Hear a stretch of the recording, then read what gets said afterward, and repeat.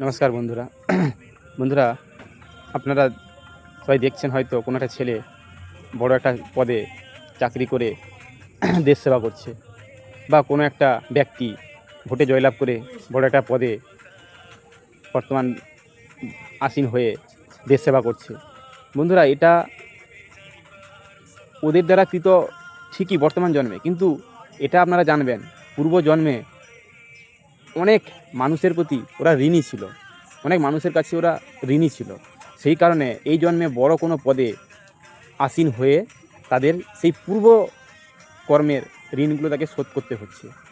ঠিক আছে, আপনারা ভাববেন না যে সেটা বড় পদ পেয়ে গেছে। বড় পদ পেলেও তাকে একবার জিজ্ঞাসা করবেন যে সে কতটাই কষ্টে আছে।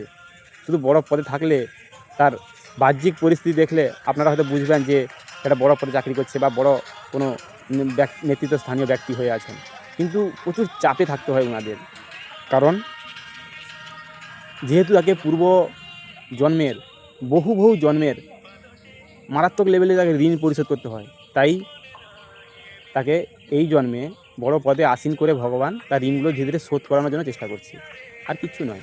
এর পরের জন্মে হয়তো দেখতে পাবেন সে একটা অন্য কোনো একটা ভালো আধ্যাত্মিক লেভেলে চলে গেছেন, কারণ তার পূর্বজন্মের সেই ঋণগুলো বড় পদে বর্তমান জন্মে আসীন হওয়ার ফলে অনেকটা শোধ হয়ে যায়।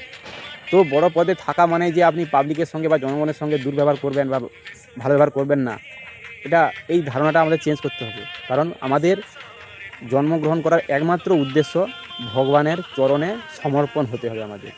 এছাড়া আমাদের জন্মের আর কোনো উদ্দেশ্যই নেই। আমরা উল্টাপাল্টা উদ্দেশ্য নিয়ে ছুটছি, সেই উদ্দেশ্য কোনো দিন এই বর্তমান জন্মে আমরা বা বর্তমান পৃথিবীতে আমরা শোধ করতে পারবো না। কারণ পৃথিবীটা হচ্ছে দুঃখের ঘর একটা। এখানে আপনি দুঃখ ছাড়া সুখ কোনো দিন পাবেন না। এখানে সব কিছুই মরীচিকার মতো আপনার সামনে আসবে।